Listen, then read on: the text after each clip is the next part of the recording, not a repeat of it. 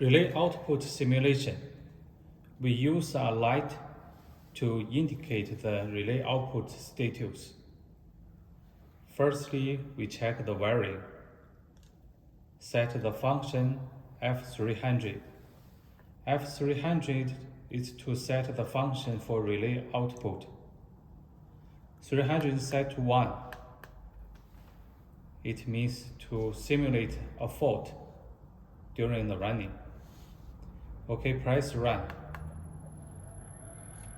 The inverter is running.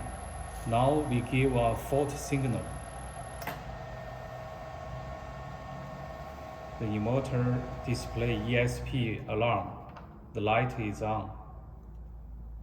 Then we press reset key to reset the fault. The light is off.